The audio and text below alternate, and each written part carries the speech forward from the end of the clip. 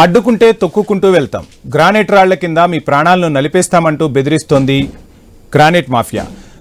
రాజకీయ నేతల అండ లేకుండా ఈ హెచ్చరికలు సాధ్యమా? తెర వెనుక ఉన్నది ఎవరు? అధికారులు ఎలాంటి పరిస్థితుల్లో విధులు నిర్వహిస్తున్నారు? ఐ న్యూస్ ప్రత్యేక కథనంలో చూద్దాం.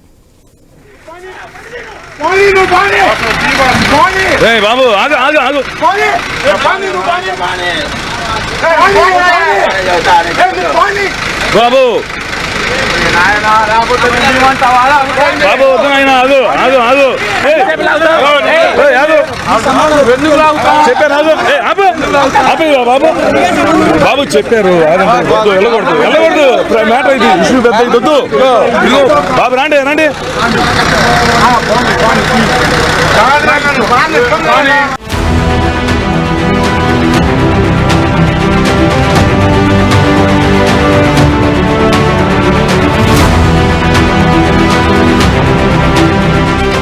ఇది జరిగింది ఎక్కడో తెలుసా?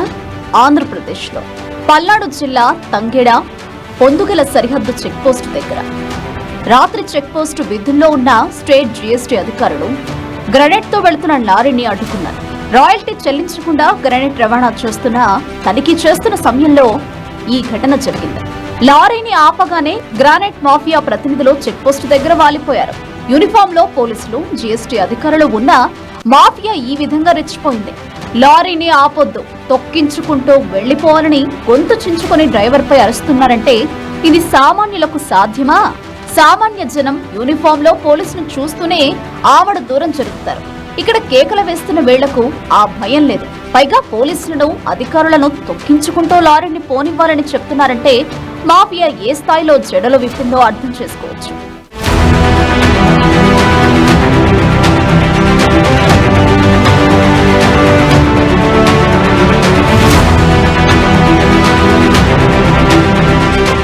చట్టం అంటే భయం లేదు, పోలీసులు అంటే లెక్క పెట్టరు. తెర వెనుక బలమైన రాజకీయ నేతల అండదండలు, ఆశీస్సులు ఉండడంతో ఈ విధంగా రెచ్చిపోయారన్నది బహిరంగ రహస్యం. జిల్లాలోని దాచేపల్లి మండలంలోని తంగెడ పొందుగుల సరిహద్దు చెక్పోస్టు నుంచి గ్రానైట్ లారీలు పెద్ద సంఖ్యలో నిత్యం వెళుతుంటాయి. ఆంధ్ర నుంచి తెలంగాణకు గ్రానైట్ ను చట్టవిరుద్ధంగా తరలిస్తారు. ఇక్కడ అధికారులు అడ్డుకున్న ఈ లారీ మార్టూరు నుంచి వచ్చింది. అడ్డుకోగానే తమ వెనుక పెద్దలు ఉన్నారు, అడ్డొస్తే పరిణామాలు తీవ్రంగా ఉంటాయని హెచ్చరించడమే కాదు, బ్యారికేడ్లు తోసేశారు. దాడి చేయడానికి పోలీసులపైకి వీధి మీదికి వచ్చారు. తొలుత జీఎస్టీ అధికారులు ఈ వార్నింగ్స్ కు కొంత కలత చెందిన వెంటనే ఎస్పీకి ఫోన్ చేయడంతో పోలీసులు చెక్ పోస్ట్ కు చేరుకున్నారు. అయినప్పటికీ గ్రానైట్ మాఫియా వెనక్కి తగ్గలేదు.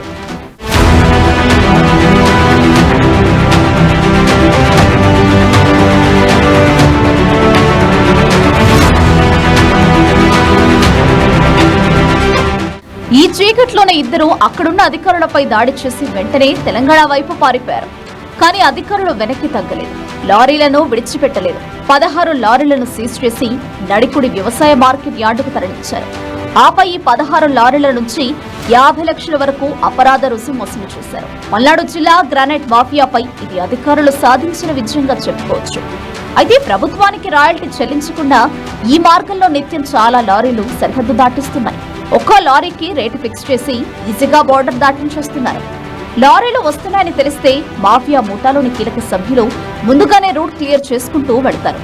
ఈ క్రమంలో ఎవరైనా అధికారులు, ప్రభుత్వ సిబ్బంది ఎదురు తిరిగితే ఎదురయ్యే పరిణామాలు ఇలాగే ఉంటాయి.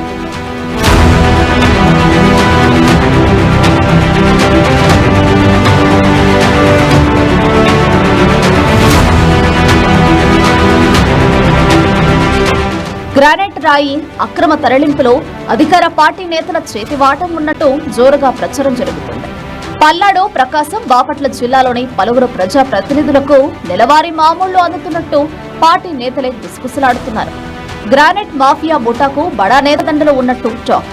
ఈ మాఫియా ముఠా గ్రానైట్ లారీలను చెక్ పోస్టులు దాటించడం ద్వారా నెలకు 2 కోట్ల వరకు ఆర్జిస్తున్నట్టు విశ్వసనీయ సమాచారం. చెక్ పోస్టు వద్ద విధులు నిర్వహించే సిబ్బందికి గ్రానైట్ లారీలను వదిలివేయాలనే ఆదేశాలు ఉండడంతో చూసి చూడనట్టు వ్యవహరిస్తున్నారనేది వాదన ఉంది. మన పల్నాడులో ఏ విధంగా గ్రానైట్ మాఫియా రెచ్చిపోతుంది అనేది ఉదాహరణకి దాచేపల్లిలో దాదాపు 16 లారీల వరకు సేల్స్ ట్యాక్స్ వాళ్ళు పట్టుకున్నారండి. 16 లారీలు ఇవ్వండి ఈ విధంగా గ్రానైట్ లారీలను సీజ్ చేసి ప్రస్తుతం ఇవి అన్ని పోలీస్ కంట్రోల్లో ఉన్నాయి.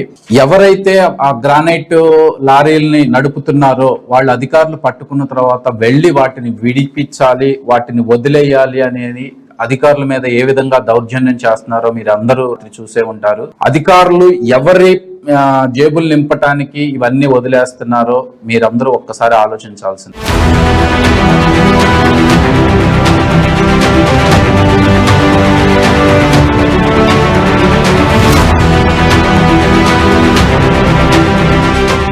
ప్రకాశం జిల్లా మార్టూరు చీమకుర్తి నుంచి పల్నాడు మీదుగా రోజు 70 నుంచి 80 గ్రానైట్ లారీలు పక్క రాష్ట్రాలకు అక్రమంగా తరలివెడుతున్నాయి.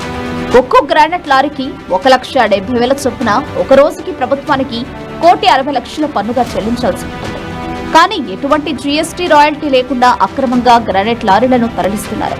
ఈ అక్రమార్జనే మాఫియా బరితెగింపునకు కారణంగా తెలుస్తోంది. మరి ప్రభుత్వ పెద్దలు ఈ మాఫియాను కట్టడి చేయడానికి ఎలాంటి చర్యలు తీసుకుంటారో చూడాలి.